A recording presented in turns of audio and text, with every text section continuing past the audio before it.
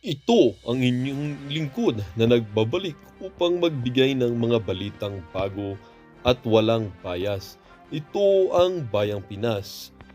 Ang isyung ito ay naging usap-usapan sa buong bansa at iba't ibang social media platforms.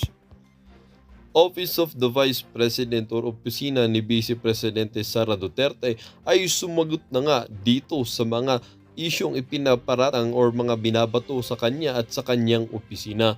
Congressman Zaldico, makinig kang kupal ka.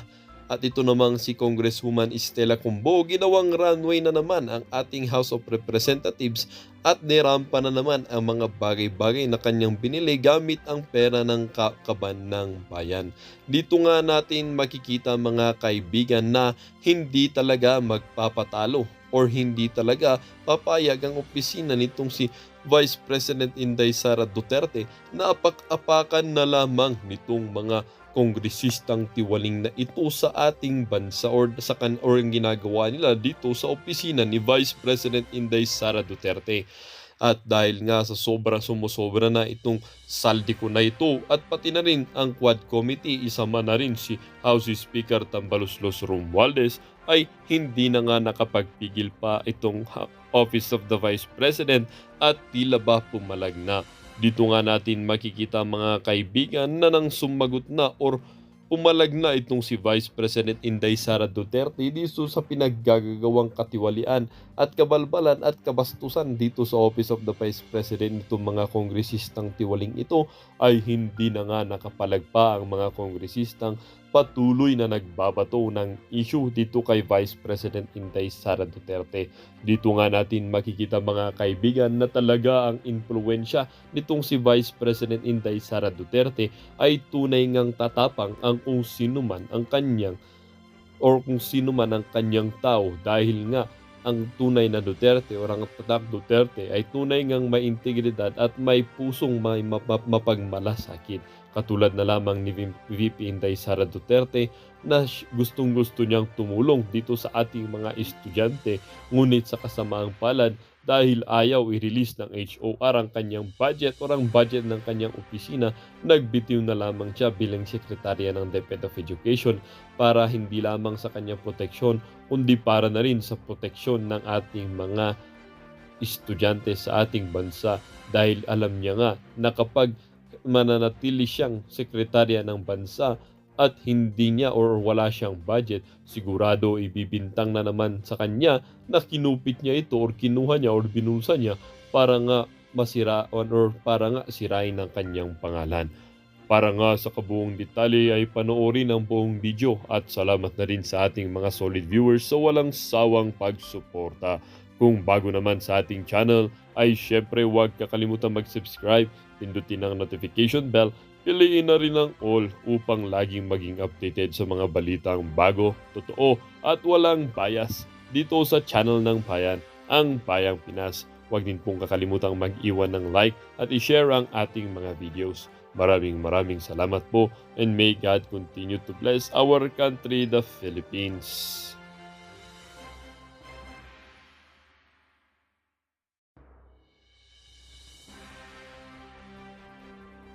I-click nyo lang ho sa joint, i-click nyo lang ho yung joint button sa baba.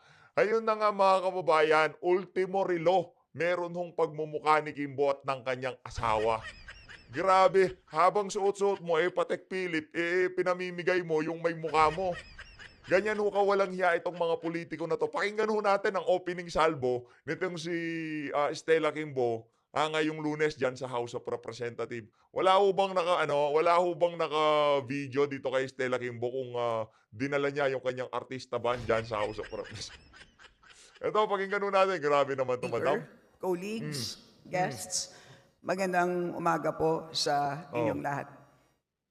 I stand before you today not just as a public servant, but as a fellow Filipino, fully aware of the daily challenges our people face. The high Wow! cost of basic needs. Wow! Fully aware daw siya. Okay, pera mo na yan, pero hindi mo dapat pangalandangan at sampalin yung ating mga kababayang mahihirap kung gaano kami kahihirap. Ibang klase ho talaga itong si Especially Madam Kimbo. rice and electricity charges. to unforeseen events such as illness. Sa mga nagtatanong ha, ito lang ho channel ni PH Update. Ito lang ho channel ko mga kababayan. Ito lang ho. Ito lang ho. Tsaka yung PH trending, atin din ho yun. Basta may PH atin. Sa mga nagtatanong, sa mga kaibigan natin nagtatanong, ito lang ho at PH trending, okay? Subscribe din mo. Tuloy. Ano ba yan? Death Okay. and job loss that can easily push a family to worsening degrees of poverty or for a family to become poor even when not poor. Sa amin po sa Marikina, ang simpleng ulan ay maaaring magdulot ng matinding baha. Kaya't para sa amin at sa nakararami ang palaisipan, kailan kaya tuluyan nang mawawala ang baha sa buhay namin. Ano madam, bago mo unahin yung mga kakikayan mo, punta ka sa Malacanang, kausapin mo si Marcos Jr. Yung mga flood control sa Marikina, yun ang pag-usapan nyo. At tigilan mo muna yung pagpapakigay mo. Bago mo iuna yung mga kapritsyo mo sa buhay, iuna mo muna yung mga pinaglilingkuran mo. Nakakahiya ho kayo, madam. Grabe, no? Ano ho to, kumbaga damage control tong ano niya na to, itong speech niya na to. Damage control to eh. Rains, fear grips us. When will a solution to these recurring challenges finally come? We have concluded the budget hearing.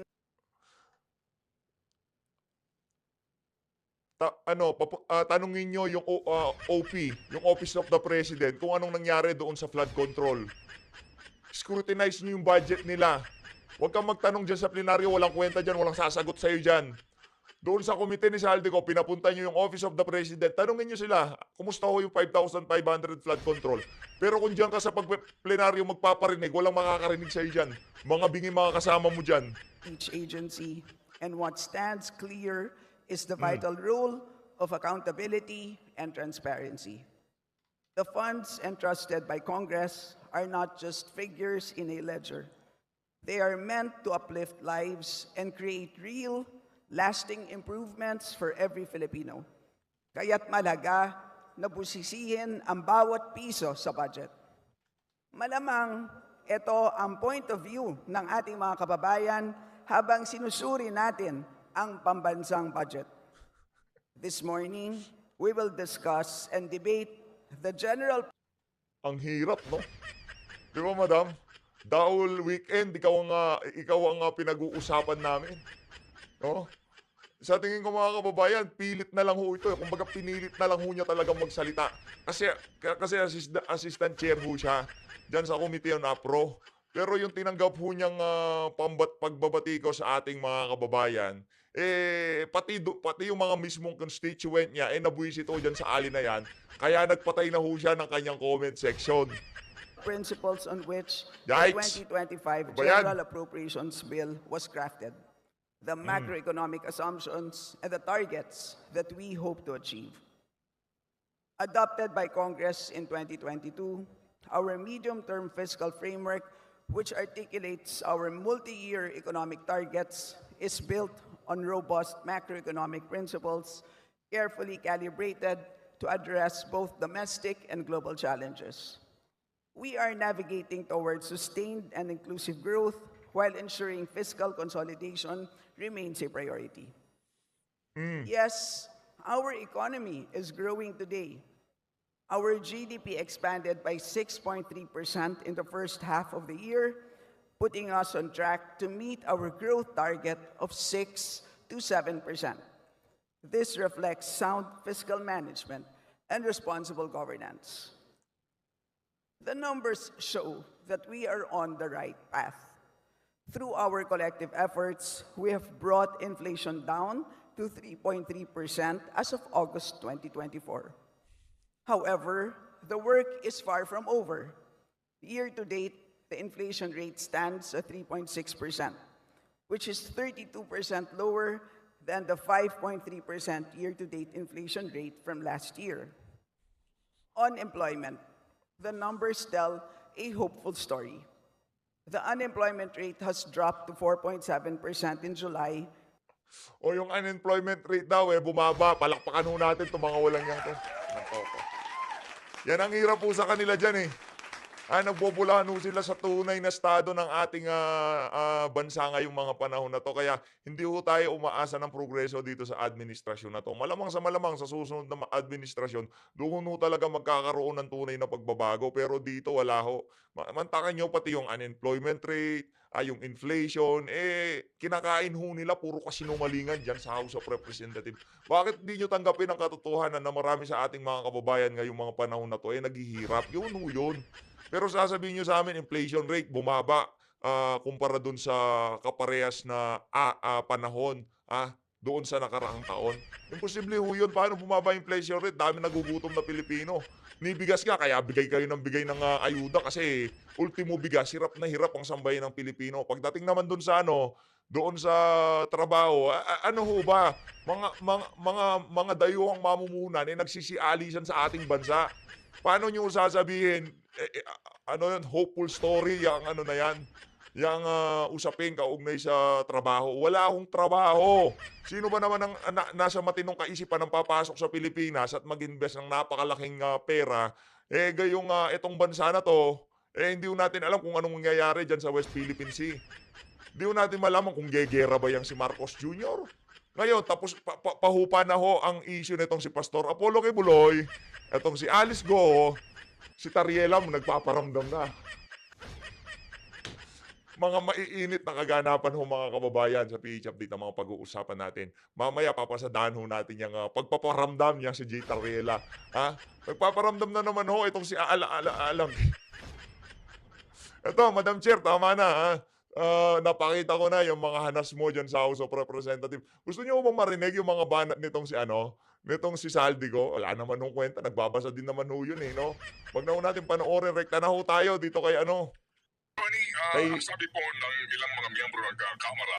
rekta na ho tayo dito sa interview nitong si Yusek Poa, dyan kay Sir Ted Pailon. Ito ho mga kababayan, pakinggan ho natin ang naging talakayan nila. Palagay ko tingin ko lang ho mga kababayan, marami hong nag-alok ng interview dito sa OVP kasi yan hong tagapagsalita ng Office of the Vice President, no? Itong si Michael Poa. Marami hong nag-alok ng interview sa tingin ho natin kay Sir Ted Pailon lang talaga sila nagbigay ng panayam ng interview. Dahil kilala naman, magbibigay ka ba, magpapa-interview ka pa kay anong tawag dito kay Noli De Castro. Naku po, walang alam 'yun.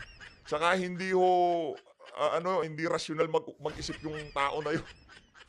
Hindi basta kahit abogado ka, yung sa tingin niyang tama, wala akong konstitusyon doon sa mama na 'yun. Kaya nga pinaka-inutil na naging vice presidente. Hindi ka naman itatag ng gano'n kung magaling ka, 'di ba? Kaya sa tingin natin kay Sir Ted Pailon kasi kita naman ho natin pagka i-interview yang si Sir Ted at nagbibigay siya ng komentaryo o pag-aanalisa sa mga nangyayari sa ating bansa, talaga hong tinitimbang niya bilang isang ordinaryong mamamayan yung nangyayari sa ating bansa. Hindi isang politiko na pinapanigan to, dilawan siya o kung ano pa man. Yung point of view ng ordinaryong Pilipino, yun ang tinatayuan lagi nitong si Sir Ted Pailon. Ito, panoorin natin.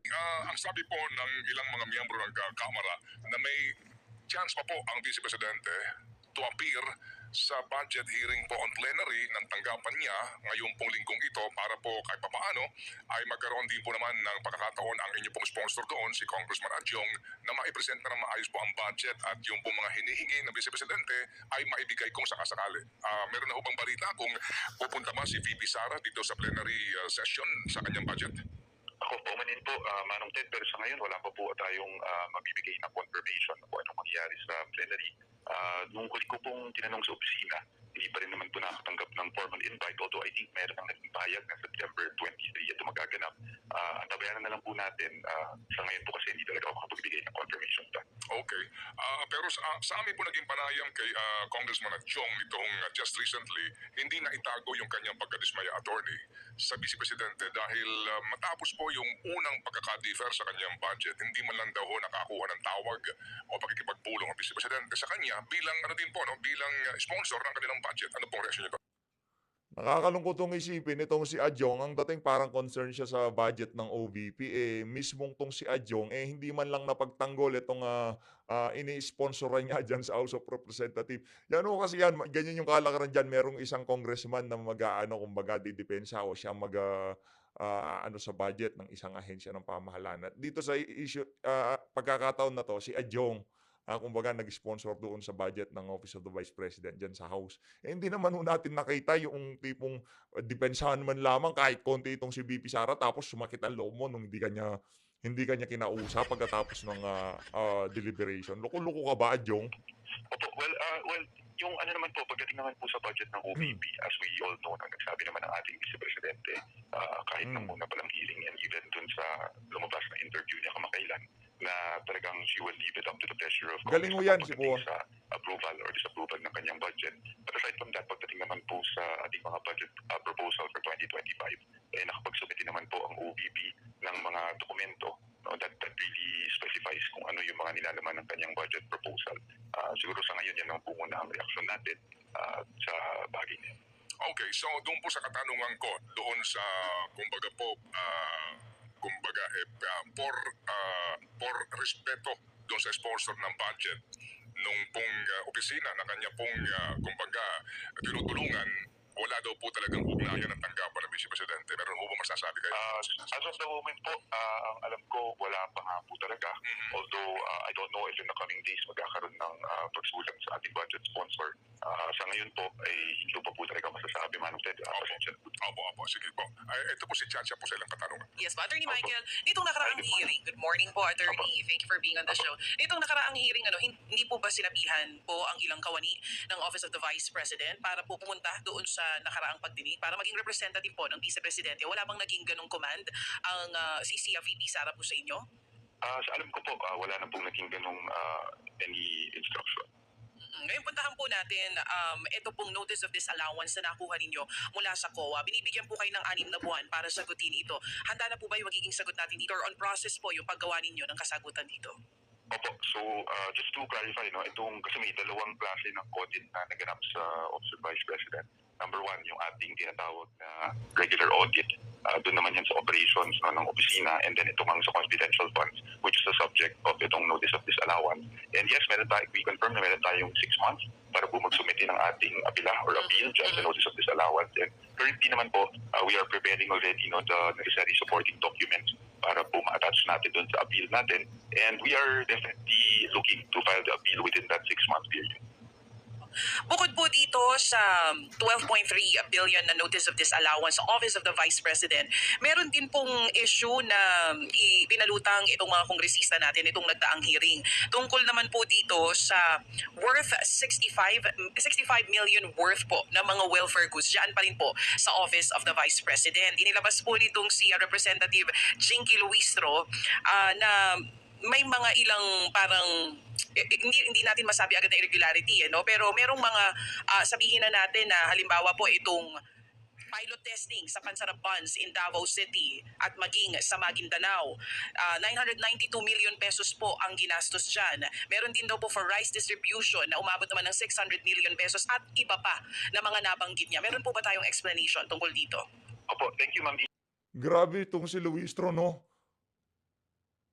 Ang linaw ho niya ng mata pagka milyon-milyon pinag-uusapan, pero yung gastos ng kanilang speaker diyan umaabot ho ng bilyon. Pagka namimigay ho sila ng kung ano-ano, 5,000 bigas. 'Di ba? Bilyon ho pinag-uusapan pero hindi ho nila kini-question. Kini-question ho nila yung paggasta ng 125 million in 11 days. Pero yung paggasta ng 106 million sa isang gabi, hindi mo nila kini-question. Ibang klase talaga tong administrasyon na to. Unahin ko lang po, yung 12.3 billion na nabanggit nyo, I don't think sa OVP po yan. Yes, sir. Baka po yan yung lumabas na balita tungkol sa DepEd. Yes, sir. Siguro po I'll take this opportunity maybe to clarify that also since galing po akong DepEd, although of course I cannot speak for DepEd now. No? But just on the 12.3 billion notice of disallowance, siguro maganda rin pong clarify sa ating mga kababayan na hindi po yan attributable to the Vice President per se, no, in totality. Why? Kasi yung 12.3 billion, nung tingnan po namin yan, it's really an accumulation of yung mga natinggang notices of disallowance that are not final, meaning they're still on appeal by the Department of Education mula pa, perhaps I think as far back as 2010. So kumbaga yan lang po yung naging aggregate number or figure ng mga notices of disallowance. Pagdating naman po doon sa termino ng ating Vice President, yung karamihan po ng ating disallowances ay really at the regional level. Kasi po, may iba po ang auditors ng central office sa DepEd. Iba rin po ang auditors sa ating mga regional offices, division offices. Pagdating po sa central office, in fact, noong 2023, wala po tayong natanggap na any notice of disallowance, charge, or suspension. So, Malinis ang po talaga. karamihan po niyan, if not in the regions, it's really an accumulation lang noong mga pending. So, siguro magandang ma-emphasize na pending. Hindi sa ayaw bayaran or hindi sa ayaw i-address yung notice of disallowance. In fact, naka-appeal po yung mga notices of disallowance ng DepEd. Pagdating naman po doon sa OVP, I think one of the things mentioned was yung nearing expiry na mga items or food items. Para po ma-explain lang natin mabilisan, meron kasing disaster relief operations ang OVP. So dito po sa disaster relief operations, kailangan po talaga mag-stock ng ilang items, just in case magkaroon ng calamity.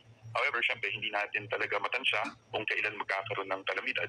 So yung mga na-stock na yun yung pansin ng COA na maaring malapit na sa expiry. But we just wanted to clarify na wala naman po tayong inabutan ng expiration or na-distribute na expired na. Lahat po yan ay na-distribute natin within the period prior to those items being expired. But also, we acknowledge that there must be some strategies employed to make sure na hindi umabot na ma-expire siya. So right now, the OVP naman po has employed strategies para po talagang masigurado na kahit kailangan nating mag-stock, kung hindi man magkaroon ng kalamidad, magagamit pa rin natin sa ibang paraan yung mga food items na yan. And then I think there was mention of hindi po na-submit yung isang report doon sa submission sa COA. Yun naman po yung tinatawag natin post-activity report. Yung post-activity report actually na-submit siya pero na-attach lang siya sa liquidation report ng cash advance. So hindi doon sa ina-expect ng COA na dokumento. That is why hindi na po, nung kinlarify yan sa COA, hindi na po nag-request ng COA ng resubmission dahil na-submit naman po. So those are the things lang naman po na na-address na po ng OVP at the COA level. COA level. Ito po mga in-explain nyo sa amin ngayon. Attorney Michael Powa, meron pa po bang kumbaga gagawa pa ba ng iba pang kaparaanan ang Vice Presidente para ma-explain po one by one ito po mga ibinabatong issue sa kanya? Kasi just last week naglabas po siya rin ng interview pero hindi namin narinig yung mga kasagutan dito sa mga binabanggit na notice of disallowance nga po ng COA. Opo. Ma'am DJ, as to kung maglalabas ang explanation one by one ang ating Vice Presidente mismo, hindi ko pa po talaga masasabi sa ngayon. Pero pagdating naman po sa COA, I think we have to also inform para po malaman din ating mga kababayan na actually pagdating po sa regular audit ng COA, yung yearly na ginagawa ng COA sa operations ng OVP, ay wala naman pong naging notices of disallowance, suspension, or anything similar to that. In fact, for the 2 years that the Vice President has occupied the office, unmodified or unqualified yung opinion ng COA. Ibig sabihin po niyan ay fairly presented po ang kanilang and reliable ang kanilang financial statements. So wala pong maaring masabi na maling paggastos doon sa ayon doon sa naganap na regular audit po ng COA. Yun, malinis ho. Diba, nakailang video ho tayo doon. Marami sa ating mga kababayan na kinatuwa ho na walang nakitang problema ang COA dyan sa paggasta nitong si Vice President Sara Duterte. Galing ho yan si Michael po. Pero ano naman po ang explanation dito, Attorney Michael? Dito po, dito po sa sinasabi na DepEd Central Office had the highest amount of disallowance at 1.2 billion pesos. None of this amount was settled by year-end. Ano po explanation dyan? That pertains to disallowances po na hindi po sa termino ng ating Vice Presidente. Yan, para malinaw ko. Grabe ho yun mga kababayan, pati hindi termino ni VP Sara, wala pa sa term ni VP Sara, pati sa kanya binato. Opo, salamat po. Yan po yung sinasabi natin na that was way before 2022, yung mga ganyang disallowances. And the reason why hindi pa po siya settled is because it's still undergoing po yung process within COA kung saan meron pa pong appeal process. Kasi po, pag nagkaroon po ng disallowance, normally po, from the auditor level, aakyat pa po yan yung apila sa director level. and then aakyat pa po sa commission proper, no? And all that is within the 6-month period nga po na nabanggit natin. Kasi usual po na after this allowance, whether confidential funds or regular audit, meron pong 6 months yung ahensya na mag-file po ng kanilang appeal. Sir Attorney Michael, for the end time kasi ang dami nito kumbaga sasakit ang batok mo dito pag isa-isa natin itong mga reported na mga sinasabing disallowances, suspensions and charges na audit report bagamat di pa ito final for DepEd, separately yung Office of the Vice President. Yung nga pong pagkakataon nga sana na masagot ang lahat ng ito in an open public hearing. Again, wala na ba talagang chance na humarap si Vice dito para humapakinggan ng taong bayan mismo yung kanyang version? Well, sa akin po, hindi ko pa talaga masasabi, Sir Ted, no? Hindi ko mako-confirm or ma-deny kung magkakaroon man ng chance na ganyan. Unang-una sa lahat, ang COA findings naman po ay sa COA po talaga natin ina-address. No? That's why meron pong proseso ang COA, Correct. DepEd man yan, mapa-OBP, or kahit naman pong ahensya ng gobyerno, may proseso within COA para po ma-address yung mga ganyang findings. Siguro, klaruhin ko lang po talaga, yung sa DepEd po, although again, it's very, very difficult for me to speak on DepEd now kasi hindi po talaga ako parte na ng DepEd. No? Pero siyempre, when lumabas ito sa media, tinignan ko rin po kung ano ba itong mga ito dahil during my term there, hindi ko rin po matandaan na nagkaroon kami ng any suspension, disallowance, for that matter. So, when I asked about this, nalaman ko naman po na ito naman po ay talagang accumulated na disallowance from previous years. So, hindi na po siya attributable sa ating Vice President. At kung meron man pong nangyari noong termino ng ating Vice President, it is at the regional level and ito po ay sinasagot din naman ng ating mga regional directors sa kanilang mga COA auditors. Regional level regional level. Nakanantawa. Lahat na lang, kahit di kasalanan ni VP Sara noong umupo siya diyan sa Department of Education, pati yung mga nadatnan niyang problema na ilang taon na nakakalipas, kasalanan pa rin ho niya. Bang level talaga tong administrasyon na to. Pagdating naman po sa OVP, again, ang notice of disallowance lang po ay yun nga nabanggit sa confidential funds which is really not final and currently undergoing appeal po ina-address natin. At pagdating naman po sa regular operations ng OVP ay wala naman pong ganyang disallowance. And in fact, sabi ko nga po ay unqualified po ang opinion ng COA sa 2 years na na-audit nila. Opo. Wala pong disallowance maliban doon sa confidential fund pero meron din pong mga observations ang COA sa ilang pong gastusin ng OVP kagaya nga po nito pong paglaki ng budget para po sa inyong mga satellite offices at ito rin po ang pinagdiskitahan, kung tama pong word na ginamit ko, dito ho mga nagdaang pagdinig nga, kaya po dahil sa kawalan ng paliwanag, yung nga, babawasan daw po ng malaking halaga ang proposed budget ninyo at malamang daw po mga, kung kamara tatanungin, 700 milyon na lamang na ibibigay po sa inyong budget. Ano po tungo nyo doon? Opo, well, doon naman po sa proposal na i-slash yung ating budget. Well, sa ngayon po, hindi po kami, kung mapapansin nyo, hindi kami nagbibigay kaagad ng comment o reaction ukol dyan dahil number one, medyo malayo pa po tayo pagdating sa GAA mismo. So, syempre tayo po na may dadaan pa nga po sa plenary yan, both houses ng lower house and of course the Senate and then dadaan pa po ng BICAM. So tayo, tabayan lang din talaga natin kung ano po yung lalabas mismo na budget sa GAA. Pero nasabi na rin po ng ating, maliban sa nasabi ng ating Vice President na we will leave it to the pleasure of Congress pagdating sa budget ng OVP. Nasabi rin po niya na handa naman po ang OVP kung ano man ang ibigay na budget na ito lang ang trabaho. We can work around whatever budget naman po given to the OVP. Opo, malakas po ang loob ng Vice Presidente na banggitin niya na kayo nang bahala kung magkano inyong gustong ibigay dito sa aming tanggapan at kami naman ay nakapagbigay na sa inyo ng aming proposal. Yan nga po ay napaka kumbaga very practical na pahayag. Pero ito ba ay ang lakas ng loob bang pinaguhugutan dito ni VP Sara para sabihin niya ito ng ilang ulit ay nananalig siya na meron sa kanyang tutulong sa Senado para dito sa kanyang budget? Yun ang tanong. Manong Ted, I think it's really, kung ano po yung sinabi niya, yun din po talaga yung pinanggagalingan niya. No? Hindi po siya umaasa na may tutulong o kung sino man sa pagdating sa Senado. It's really sa kanya, binigay na niya ang pagdesisyon dito sa kanyang budget proposal sa Congress. At kung ano man ang kalabasan ng budget deliberations at kung ano man ang mabigay sa GAA, ay she's ready naman po. And the whole OVP is ready to just work with the budget that's given. Okay, so paano po kaya ito ngayon? Kung sakasakali lang po, ngayon ba pinaghahandaan na po ng OVP kung tapyasan nga ito ng napakalaki at mawala na po ang pera ninyo para po dito sa ilang programa at maging sa mga satellite offices maintenance po ng o tanggapan ng OVP? Opo, well, unang-una marami naman po tayo talagang mga strategic partners. Secondly, pwede naman tayo mag-recalibrate